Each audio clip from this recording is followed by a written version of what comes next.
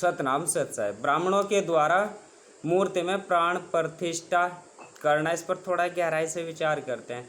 हिंदुस्तान की संस्कृति के पतन के बहुत से कारण हैं। उनमें से एक कारण है निर्जीव वस्तु में प्राण प्रतिष्ठा करके सजीव से भी ज़्यादा महत्व देना। और जो सजीव है, जिसके अंदर ईश्वर ने 5 तत्वों के सार तत्व को, भाग को लेकर के एक प्रक्रिया द्वारा, एक सिस्टम के द्वारा, एक तंत्र के द्वारा तैयार किया गया है। और उस मांस के लोथड़े में स्वयं ईश्वर के द्वारा सही तरीके से प्राण प्रतिष्ठा किया गया है। किसी मानव के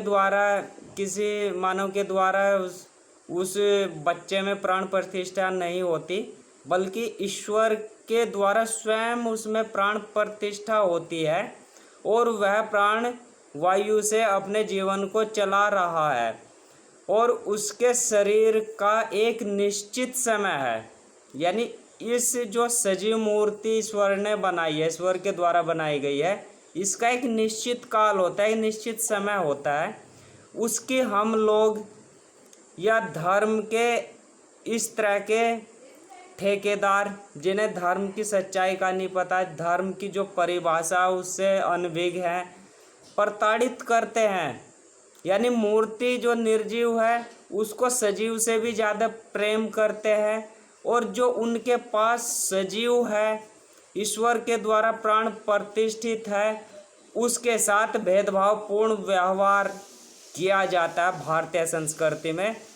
तो उस सजीव को जो है प्रताड़ित करते हैं, गुलाम बनाते हैं, अपमान करते हैं, उसके साथ छल कपट करते हैं और भी नाना तरह के हथकंडे अपनाए जाते हैं। और आपने केवल मिट्टी और जल से निर्मित मात्र 2 तत्वों से जो पुतला बनाया है, उसकी ईश्वर से भी ज़्यादा महत्वपूर्ण, उसको जो है ईश्वर से भी ज़्यादा महत्वपूर्ण समझते हैं और सम्मान देते हैं। अगर इस तथ्य को विश्व पटल पर रखा जाए, यानी इस सिस्टम को, इस विधि को यदि सारे संसार के सामने पेश किया जाए, तो यह सर्वमान्य तरीका नहीं होगा और नहीं है, ना ही कोई अपनाता है।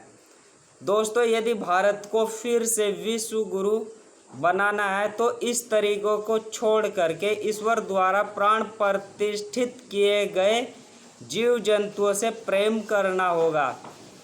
यदि आपकी मन्नतें पूर्ण होती हैं, किसी मंदिर, मस्जिद या मज़ार पर जाकर कहीं मन्नतें यदि पूर्ण होती है, तो उस मंदिर में रहने वाले संत के कारण, या कहे ईश्वर द्वारा प्राण प्रतिष्ठित किए गए व्यक्ति के ऑरा या वाइब्रेशन के कारण पूरी होती है। यानी दूसरा व्यक्ति जब उस संत के संपर्क में आ जाता है तो वहाँ पर पॉजिटिव एनर्जी से जुड़ जाता है, तो जो उसकी विश होती है, हो सकता है वह पूरी हो जाए।